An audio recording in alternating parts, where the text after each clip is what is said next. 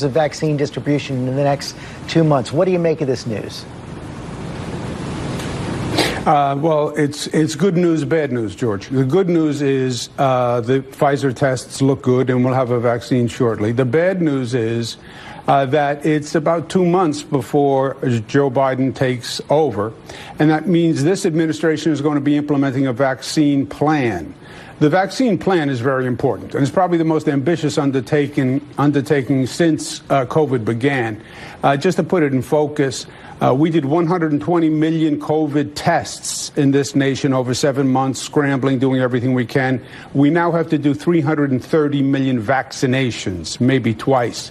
My state does more testing than any state in the United States. We did 12 million tests. We have to do 20 million vaccines. And the Trump administration is rolling out the vaccination plan, and I believe it's flawed. I believe it learns nothing from the past.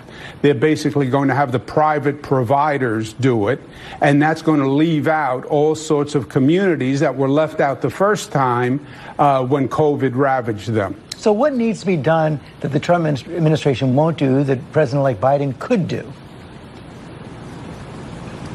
Yeah, the Biden administration, when you deny a problem the way Trump did, you can never solve it, and that's true in life. The Trump administration denied COVID, so they were never ready for it. There was no mobilization of the government.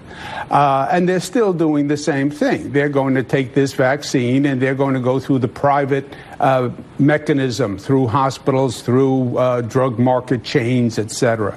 That's going to be slow, and that's going to bypass the communities that we call healthcare deserts. If you don't have a Rite Aid or a CVS, then you're in trouble.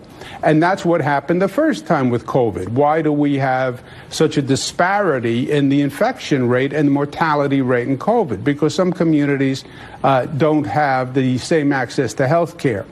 I'm sure the Biden administration is going to address that. I think his first step saying, let's focus on the science, let's depoliticize, testing data, listen to the science is the exact opposite of Trump. But you have 2 months, and we can't let this vaccination plan go forward the way the Trump administration is designing it, because Biden can't undo it 2 months later. We'll be in the midst of it. And I've been talking to governors across the nation about that.